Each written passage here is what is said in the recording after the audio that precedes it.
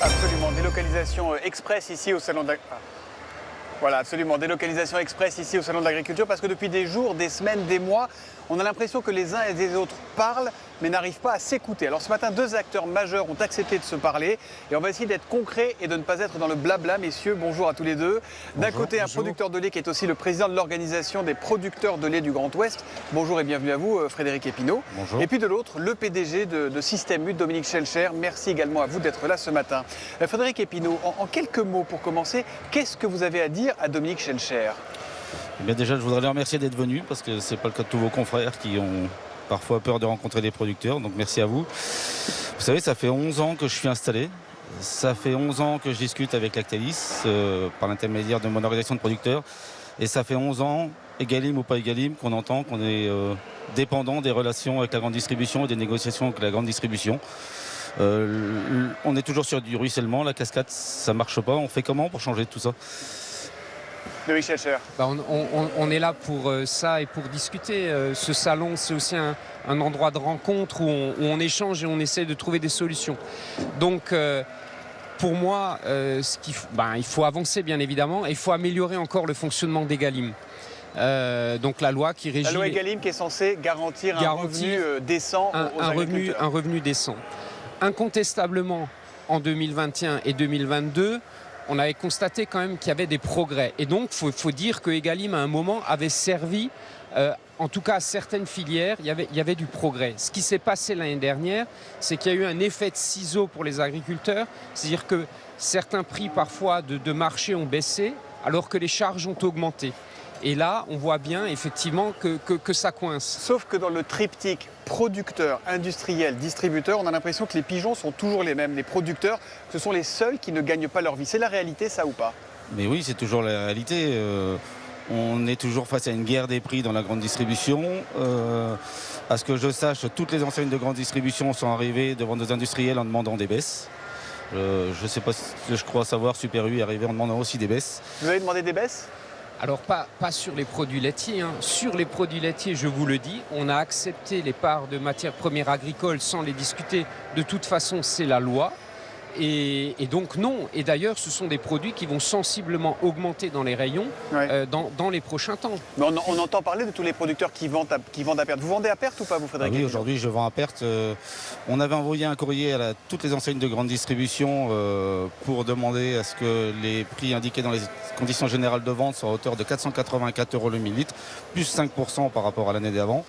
Notre industriel qui s'appelle Lactalis nous a accordé que 1%. On a envoyé un courrier à la grande distribution pour leur dire qu'on n'était pas d'accord avec ces conditions générales de vente et pourtant elles ont toutes validé. Alors quand M. Schelcher dit qu'il a pris la MPA, il a pris notre MPA augmenté de plus 1%. Donc encore au mois de janvier, j'étais payé en dessous de mes coûts de production. C'est un double discours, c'est quoi? Non, expliquez-nous. Pas du tout, c'est pas du tout un double discours. À un moment, quelle est la solution par rapport à ça? En fait, nous, avant le 31 janvier cette année, on s'est mis d'accord avec un industriel par rapport à la part de matières premières qu'il nous demandait. Ouais. Et on a accepté sa part à lui. Il faut inverser ça. Il faudrait que la discussion entre l'industriel et les producteurs se passe avant la nôtre et que l'industriel vienne ensuite nous voir en disant voilà, j'ai vendu à ce prix. Sauf que là, pardon, je vous interromps, on est dans le classique. Le producteur dit que c'est la grande distrib dit que c'est l'industriel et au final...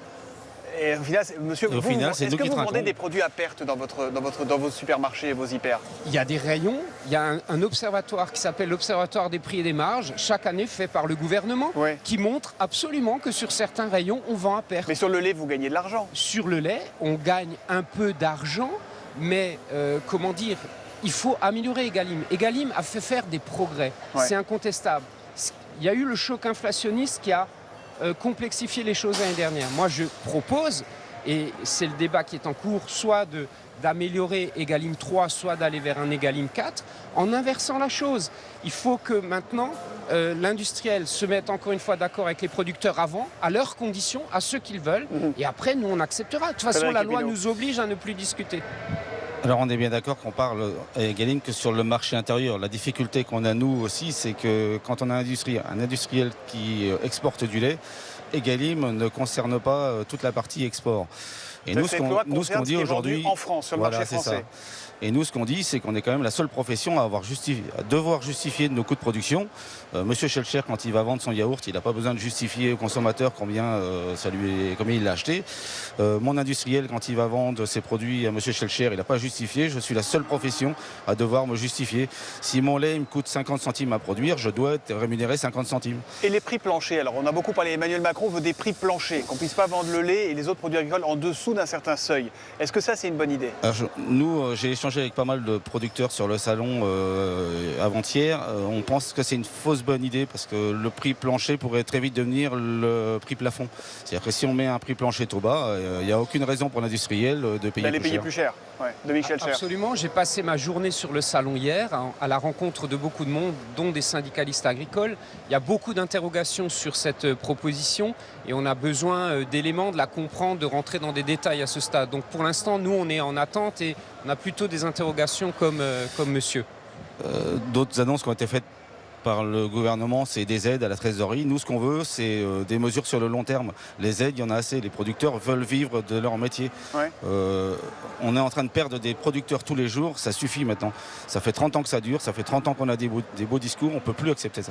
Gabriel Attal, le Premier ministre, qui est venu 2 fois ici, a dit « Les décisions que nous prenons se ressentent déjà dans la vie des agriculteurs ». C'est vrai ou pas? Vous lui accordez ce point-là ou pas? Ah non, c'est faux. C'est complètement faux. Sur mon exploitation, moi j'ai une exploitation avec des vaches laitières. J'ai rien ressenti du tout. Monsieur Schellcher, il y a un sujet sur vos centrales d'achat aussi. Vous, mais pas seulement. Système U, elles sont délocalisées aux Pays-Bas et en Suisse. Celles de Leclerc sont à Bruxelles. Pour Carrefour, c'est à Madrid. Est-ce que c'est pas là que vous êtes quand même la grande distribution insincère? Mais pas du tout. Pourquoi on participe, nous aussi, à une centrale européenne? Et je l'assume, mais je vous explique. Et il faut sortir des caricatures. Cela ne concerne des discussions qu'avec 40 multinationales. 40 multinationales. Dont Lactalis. Je vous ai entendu dire dont Lactalis, ce qui m'inquiète. Si demain il faut retirer Lactalis de ces 40, on retirera Lactalis. Mais ça, c'est un engagement que vous prenez? Vous regardez et vous le prenez, l'engagement? On est prêt demain à remettre ce point-là en cause, le cas échéant. D'accord? Fixons des règles différentes. Ce ne sont que des discussions avec 40 multinationales face auxquelles nous-mêmes ne pesons pas grand-chose. Et essentiellement des multinationales étrangères. Alors, est-ce qu'on n'est pas dans un jeu de dupes? Parce que vous dites, on ne peut pas faire autrement parce qu'il y a un marché européen et qu'au niveau national, on ne tient pas. Et en même temps, ça vous permet de contourner la loi Egalim, tout ça, mais non? Pas du tout. Ça n'est pas pour contourner. Déjà, nous l'avons rejointe, nous ne l'avons pas organisée. Cette collaboration européenne qui existait déjà, c'est des collègues allemands qui l'ont organisée, une coopérative de commerçants indépendants allemande et des cas qu'on a rejoints. Donc on ne l'a pas monté pour détourner quoi que ce soit. Et en plus, on est le seul des 3 contrats, en l'occurrence, qui écrit noir sur blanc qu'on s'engage à respecter Egalim. Et on l'a fait cette année. Frédéric Epinot, oui, parce que quand j'entends M. Schellcher, c'est pas moi, c'est l'autre qui allait y aller. Carrefour y va, donc on va y aller aussi. Donc, Mais dans des conditions différentes des autres. Et face sur un marché où la France est envahie par beaucoup de hard discounters qui se développent très vite, qui, eux, viennent avec des produits négociés au niveau international, personne ne leur demande rien. Et nous, on n'aurait pas le droit de discuter au niveau international uniquement les grandes marques. C'est ça notre sujet, c'est pas autre chose. Et bien sûr... Mais pardon, on a l'impression que les problèmes sont insolubles du coup, parce que chacun... Non. Vous avez vos contraintes, oui. Elles sont aussi légitimes. Les industriels ont leurs contraintes. Il y a les marchés qui se font au niveau européen. On se dit, mais on peut continuer à parler, à faire des mots, mais il va rien se passer. Dans les contraintes, les seuls qui perdent de l'argent, c'est les producteurs. Hein. Excusez-moi, mais... Alors, allons vers un Egalim 3 renforcé ou vers un Egalim 4, avec par exemple cette marche en avant, particulièrement sur le prix du lait. Après, je voudrais dire qu'il y a tout un univers de négociation qui se passe beaucoup mieux. C'est ce qu'on fait sur notre marque distributeur, chez nous la marque U. Ce n'est pas le même régime de négociation. Ouais. Et là, il y a beaucoup de contrats tripartites où les organisations de producteurs, la coopérative agricole et autour de la table, on signe à 3. Les agriculteurs, celui qui nous met en bouteille et nous. Ouais. Et là, on signe à 3 et tout le monde est d'accord. J'ai cru entendre sur ce contrat tripartite qu'il avait été signé en grande pompe sur une foire à Châlons et 2 mois après, des avenants avaient été envoyés pour décolérer les coûts de production du prix du lait. Alors ça, c'était il y a longtemps. On a re-signé ce contrat hier pour 5 ans, ici même, avec les 14 organisations de producteurs. En accord avec elles, et elles ont dit des mots très forts sur ce que ça leur a apporté. Quand on signe un contrat sur 5 ans c'est de la visibilité, c'est pouvoir aller voir le banquier pour réemprunter. Hier, elles étaient très contentes, les 4. Ouais. Tant mieux. Dominique Schelcher, est-ce que vous êtes prêt, pas vous personnellement, déjà vous avez le courage et la gentillesse d'être là ce matin, mais vous, la grande distribution, à vous engager tous ensemble, toutes les grandes marques en France, à dire on va faire en sorte de ne plus vendre un seul produit qui est une vente à perte pour les producteurs de lait, de viande, de tout ce qu'on veut. Est-ce que ça, c'est un engagement que vous pouvez prendre? Mais bien sûr, à la sortie de cette crise, il faut trouver des solutions, dialoguer, retrouver de la confiance et il faut que les agriculteurs vivent dignement de leur travail et que ça couvre leurs coûts de production. Donc améliorons encore certains éléments de fonctionnement pour que ça leur soit maintenant garanti.